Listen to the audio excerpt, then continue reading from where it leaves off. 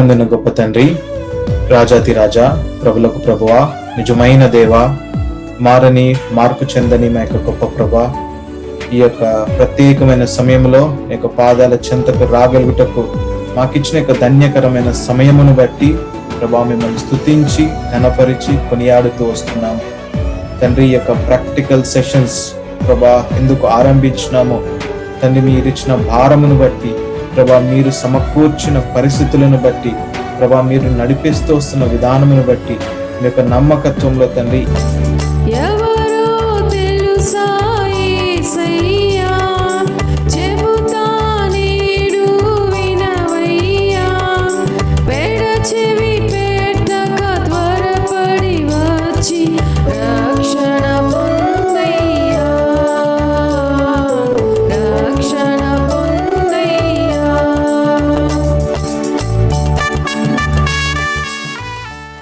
అందరికీ praise the lord అండి. I'm so glad to be with you once again. మీ అందరితో కూడా మరొకసారి ఈ రీతిగా సమావేశం అవ్వడానికి ఎంతో సంతోషిస్తూ ఉన్నాను. Hope all of you had a good time throughout the past week. గతించిన వారం అంతా కూడా మీరు మంచి సమయం కలిగి ఉన్నారని అనుకుంటున్నాను. As it has been mentioned by our Manoranjan, this is absolutely an informal get together to share the things with regard to the foundational truths of our Christian faith or Christian living. Derek Prince ఏమంటాడు తెలుసా? చాలా simple గా చెప్తాడు, if there is sin in you, you don't want to read the word of God. If there is word of God in you, the sin cannot enter. నీలో పాపం ఉన్నట్లయితే వాక్యం చదవబుద్ధి అవదు. నీలో వాక్యం ఉన్నట్లయితే పాపం నీ జోలికి రాదు. సామ్ 119, నేను పాపము చేయకున్నట్లు నా హృదయంలో నీ వాక్యం ఉంచుకున్నా. వాక్యము is like an anti virus, ఒక యాంటీ వైరస్ లాంటిది.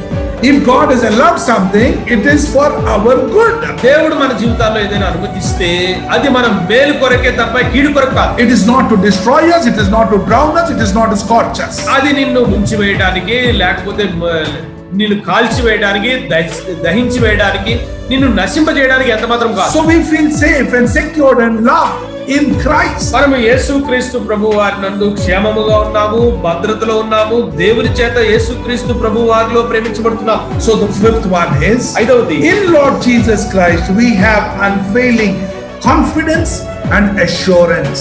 If you marry a right woman, your life is complete. If you marry a wrong woman, your life is finished. If you marry a woman who loves shopping, your life is completely finished. And he was mentioning how his mother used to tell, my dear son, you are going to school, my eyes may not see you, but remember there is Father up above who is looking down in love. Oh, be careful, little eyes, what you see. Our life or death depends upon the decisions what we make. మనం తీసుకునే తీర్మానం మీదనే మన మరణ జీవం అనేది ఆధారపడింది. Every young person, we have to understand that the decisions what we make is going to have a life impact in our personal, family and assembly. సైతాన్ని గన మనం జయించి వారికి లోబడకుండా జీవించితే we are going to get a crown of life. ఇది జీవ కిరీటం మనకు వస్తుంది. మొట్టమొదటిది నీతి కిరీటం, అది దేవుడు పెట్టే పరీక్షలను తట్టుకొని పాస్ కాదు. రెండవది వచ్చి సైతాన్ని పెడతాడు కొన్ని, వీటిని తట్టుకొని పాస్ కాదు, రైట్, వాడిని ఓడించడు. మొదటిది యేసు గురించి మనకి బాగా తెలియాలి. ఎలా తెలుస్తుంది బ్రదర్? వాక్యం ద్వారా తెలుస్తుంది. సువార్తలు, పత్రికలు విరివిగా చదవటం వల్ల యేసు ఎలా మాట్లాడాడు, ఏం మాట్లాడాడు, వేటి మీద ఎక్కువ మాట్లాడాడు, ఏది హైలైట్ చేసి మాట్లాడాడు, ఎలా తన సమయాన్ని గడిపాడు, ఎలా ఉదయాన్నే లేకపోతే రాత్రి దేవునితో వ్యక్తిగతంగా ప్రార్థన సమయాన్ని కేటాయించాడు, ఆయన మాట్లాడే తీరు ఎలా ఉంది, ఆయన పాపులు, సుంకర్లు, వ్యభిచారులతో ఎలా కలిసిపోగలిగాడు, వారితో కూర్చొని ఎలా భోజనం చేయగలిగాడు, వారిని ఆ పాపం నుంచి ఎలా విడిపించగలిగాడు, పరిశీలన శాస్త్రులతో ఎలా ఖండితంగా మాట్లాడాడు, దేవాలయాన్ని పాడు చేస్తుంటే ఎలా కోపగించుకున్నాడు, If we're going to preach the gospel, we have to understand that all people around us are stricken with the disease of sin, and it's going to kill them eternally. And since we have the cure, we have the answer, we know Jesus, we should be ready at any time to share the cure for their sin. Read the word of God దేవుని యొక్క వాక్యాన్ని as if a person is talking to you. మీతో బహుశా ఒక వ్యక్తి మాట్లాడుతున్నాడు అనే విధానంలో, అనే కోణంలో వాక్యాన్ని చదవాలి. Because when we read the word of God, ఎప్పుడైతే మనం వాక్యాన్ని చదువుతామో, God is speaking to us, sitting in front of us. దేవుడు మన ముందు కూర్చొని మనతో మాట్లాడేవాడిగా ఉంటాడు. Please do not read the word of God just like a book, how we read a story from a book.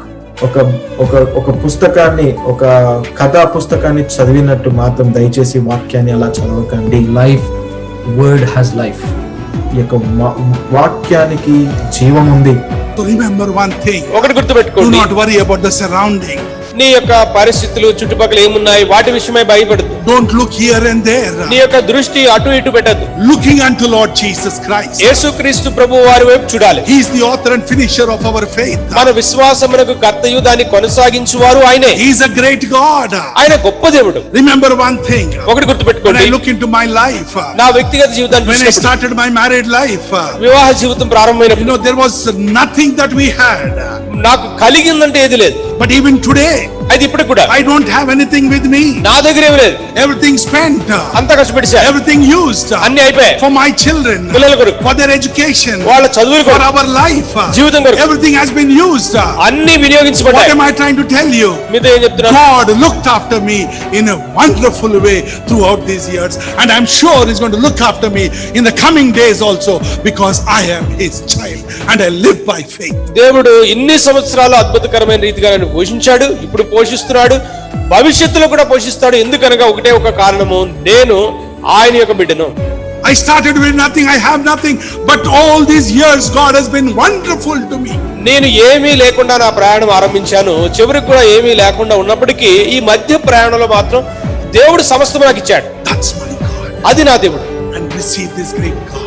ఈ గొప్ప దేవుణ్ణి నీవు స్వీకరించు. He sent His only Son to die for us. తన మన కొరకు చనిపోవడానికి తన ఏకైక కుమారుని పంపించినటువంటి దేవుడు ఆయన. కృతజ్ఞత తల వంచి నాదు జీవము అర్పింతును. నేను అలాగే మోకాళ్ళ మీదకి వచ్చి పాడుతున్నారు, నేను తపలా కొడుతున్నాను, నేను కూడా బుక్ పెట్టుకుని చూస్తున్నాను. అయితే ఇక్కడ వింత ఏంటంటే ఆ పాట 5 చరణాలు ఉన్నాయి. అప్పుడే కదా నేను ప్రభుకి తిరిగి సమర్పించుకొని తిరిగి కట్టబడుతున్న ప్రాసెస్ లో ఉన్నాను. ఈ పాట ఎవరో నా జీవితాన్ని బాగా అబ్జర్వ్ చేసి నా గురించే రాసినట్టు 5 చరణాలు ఉన్నాయి.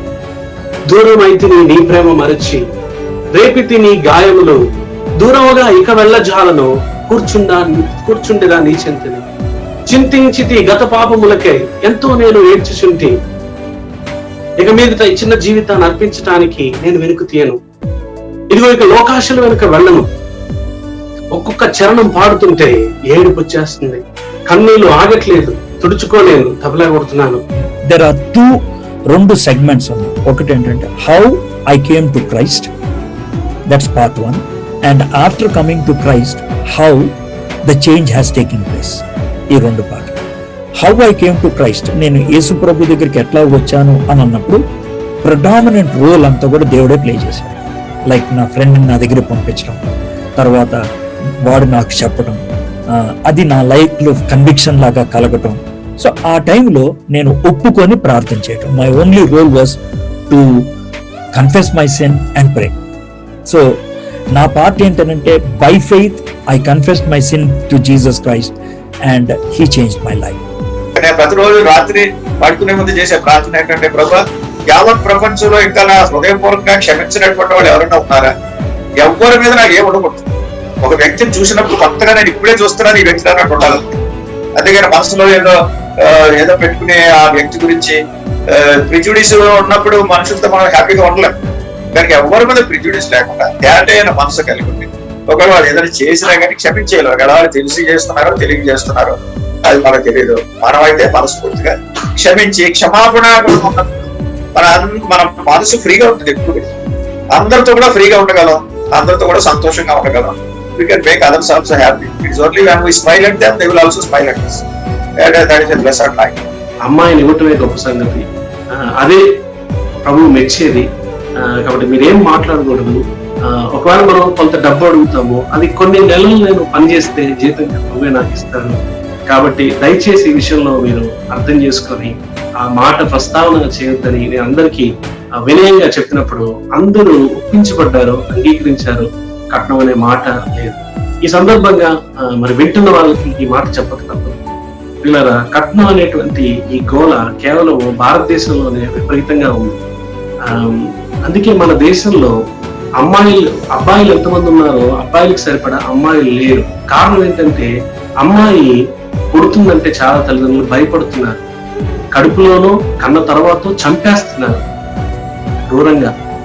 మరి చాలా మంది అమ్మాయిలు లోకాన్ని చూడకుండా తల్లి గర్భంలోనే చనిపోతున్నారు. కారణం ఏంటో తెలుసా? కట్నం అనే ఒకే ఒక కారణం. మా డాడీ ఏమో మా కోసం, మా ఇద్దరి కోసం పికప్ చేశారు ఇండివిజువల్ ప్రామిసెస్. ఇంకా మా అత్తగారు సనత్ నగర్ అసెంబ్లీలో తను పికప్ చేశారు. సో వండరస్ థింగ్ ఏంటంటే రెండు సేమ్ వచ్చాయి వాళ్ళిద్దరికి, డిఫరెంట్ అసెంబ్లీస్ లో. ఇంకా ఇండియాలో థౌజండ్స్ ఆఫ్ ఇండివిజువల్ ప్రామిసెస్ ఉంటాయి కదా. సో ఇద్దరికి same what ever they picked. ఇప్పుడు మా డాడీ పిక్ చేసింది తనకి వచ్చింది, మా అత్తగారు నా కోసం అని పిక్ చేసింది. Same verse. ఇక్కడ మళ్ళీ నా కోసం అని మా డాడీ పిక్ చేసింది, మా అత్తగారు తన కోసం అని తీసుకున్నారు. సో అలా మాకు మేము ఫ్రేమ్ చేసి పెట్టుకున్నాము. వెంటనే మా ఇంట్లో పెద్ద పొడవాటి కత్తి తీసుకున్నాను. సో ఐ ఇమిడియట్లీ కడుపుని ఇక్కడ నుంచి ఇక్కడ దాకా కోసేశాను. I immediately took long knife which was there in the house. I stabbed myself. I cut my stomach from here to here. చనిపోతున్నాను, సంతోషపడుతున్నాను. So while I was dying I was feeling very happy that I am happy. నేను సంతోషంగా ఉన్నాను. So I'm very happy that I'm dying. చనిపోలేదని చెప్పేసి ఈ left side heart కి 2 times పొడి చేసుకున్నాను. So that I again further stabbed my heart twice. Blood అంతా చిమ్మింది, రక్తం అంతా కింద కారిపోతా ఉంది. నాకు చనిపోతున్నాను ఫీలింగ్ రావట్లేదు, కానీ అరే నేను చనిపోతున్నాను హ్యాపీ, సంతోషంగా ఫీల్ అవుతున్నాను. మై రియల్ డిజైర్ నాకున్న ఎవరితో చెప్పేది ఏంటంటే, తల్లిదండ్రులు ఉన్నప్పుడే, ఎన్ని రోజులు ఉంటారో వాళ్ళు ఎన్ని రోజులు ఉంటారో తెలియదు, వాళ్ళ ఆరోగ్యాలు ఏంటో తెలియదు. వాళ్ళు ఉన్నప్పుడే వాళ్ళకి ఇవ్వాల్సిన రెస్పెక్ట్, ఎంత ప్రేమించాలి, వాళ్ళు చేసిన దానికి మనం ఏం చేయగలుగుతాం? వాళ్ళ జీవితాలనే మనకి ఇచ్చారు, వాళ్ళకి మనం ఏం చేయగలుగుతాం? ప్రేమించటం, వాళ్ళని మనము ఆనర్ చేయటం, వాళ్ళకి ఇష్టాన్ని ఏంటో తెలుసుకొని మనం వాళ్ళ ఇష్టంగా చేయటం. అది గుర్తుపెట్టుకోవాలి. మనం ఎప్పుడైతే వాళ్ళని గౌరవించి వాళ్ళు మనల్ని బట్టి హ్యాపీగా ఉన్నారంటే we will be happy in our lives. That was a godly sorrow. అది దైవ చిత్తానుసారమైన దుఃఖం.